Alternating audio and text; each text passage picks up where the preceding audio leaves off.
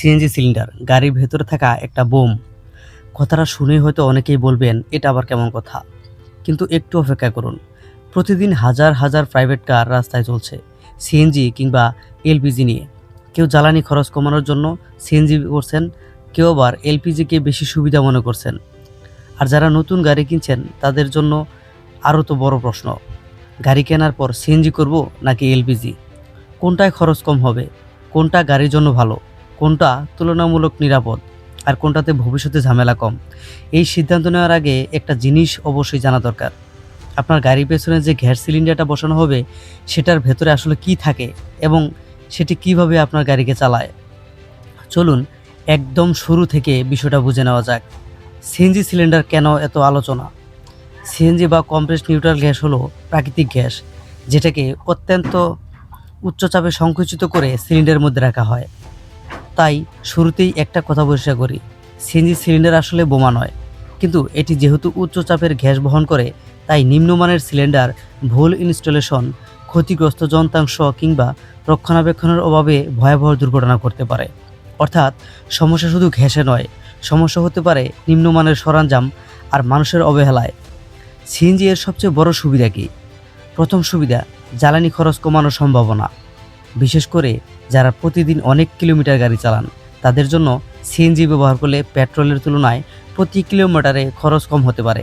তাই taxi, ride sharing কিংবা নিয়মিত দীর্ঘ দূরত্বে গাড়ি চালানোর মানুষের কাছে সিএনজি জনপ্রিয়। তবে এর কিছু অসুবিধাও আছে।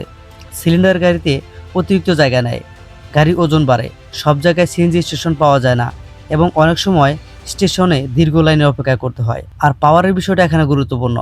সমতল রাস্তায় অনেক সময় পার্থক্য খুব বেশি বোঝা না গেলেও গাড়িতে কয়েকজন যাত্রী বেশি মালামাল থাকলে ব্রিজে ওঠার সময় কিংবা ওভারটেক করার সময় সিএনজিতে কিছুটা গাড়ির টান পেট্রোলের তুলনায় কম মনে হতে পারে। বিশেষ করে কিটের টিউনিং ঠিক না থাকলে এই পাওয়ারের ঘাটতি আরও বেশি অনুভূত হতে পারে।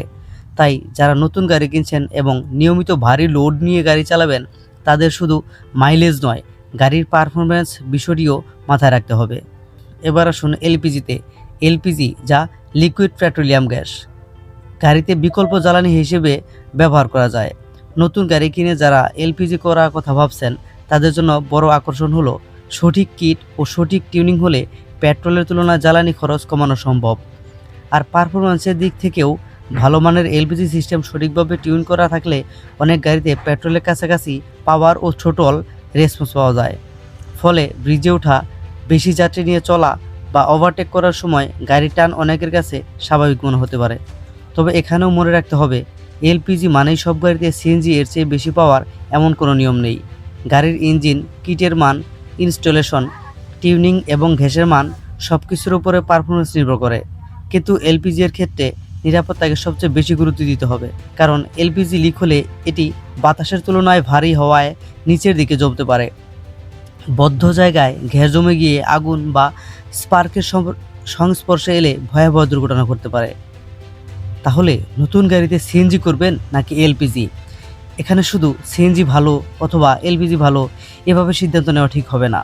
আপনি প্রতিদিন কত কিলোমিটার গাড়ি চালাবেন, আপনার এলাকায় কোন জ্বালানি সহজে পাওয়া যায়, গাড়িতে কতজন যাত্রী বা কী ধরনের লোড থাকবে, ইনস্টলেশনের মান কেমন এবং রক্ষণাবেক্ষণের সুবিধা কেমন, এসব হিসাব করতে হবে।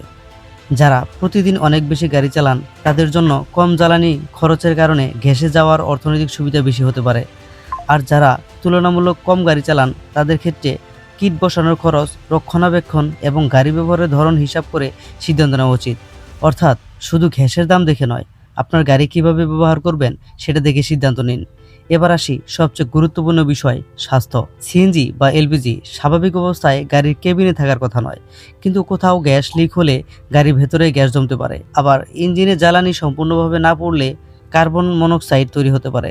এই গ্যাস অত্যন্ত বিপজ্জনক এবং এটি গন্ধহীন হওয়ায় মানুষকে অনেক সময় বুঝতেও পারে না যে তারা এর সংস্পর্শে এসেছে। তাই শুধু সিলিন্ডার নয়, ইঞ্জিন, এক্সহস্ট এবং পুরো গ্যাস সিস্টেম নিয়মিত পরীক্ষা করা জরুরি। ড্রাইভার ভাইদের জন্য কয়েকটি কথা, গাড়িতে অস্বাভাবিক গ্যাসের গন্ধ পেলে অবহেলা করবেন না। গ্যাস লিকের সন্দেহ হলে নিরাপদ জায়গায় গাড়ি থামান এবং আগুন বা স্পার্কের উৎস থেকে দূরে থাকুন। নিজে নিজে গ্যাসের পাইপ খুলে পরীক্ষা করবেন না। সিলিন্ডার, ভাল্ব, পাইপ, রেগুলেটর এবং অন্যান্য যন্ত্রাংশ নিয়মিত দক্ষ টেকনিশিয়ান দিয়ে পরীক্ষা করুন। শেষ কথা, সিএনজি হোক কিংবা এলপিজি দুটোরই সুবিধা আছে, আবার ঝুঁকিও আছে। সঠিক সিলিন্ডার, ভালো মানের কিট, ঠিক ইনস্টলেশন এবং নিয়মিত রক্ষণাবেক্ষণ নিরাপত্তার মূল বিষয় এখানেই। তাই নতুন গাড়ি কিনে শুধু এই চিন্তা করবেন না কোন গ্যাসে খরচ কম, সঙ্গে এটাও ভাবুন কোন ব্যবস্থা আপনার গাড়িতে সঠিকভাবে নিরাপদ এবং দীর্ঘমেয়াদী ব্যবহার করতে পারবো। কারণ কয়েক টাকা সাশ্রয়ের চেয়ে আপনার জীবন এবং আপনার যাত্রীর নিরাপত্তার মূল্য অনেক বেশি। জ্বালানি বেশি নিন, হিসাব করে গ্যাস ব্যবহার করুন সচেতনভাবে, আর গাড়ি চালান নিরাপদ। সচেতন ড্রাইভারই নিরাপদ ড্রাইভার। ভিডিওটি ভালো লাগে অবশ্যই লাইক দিয়ে কমেন্ট করে চ্যানেলটি সাবস্ক্রাইব করবেন।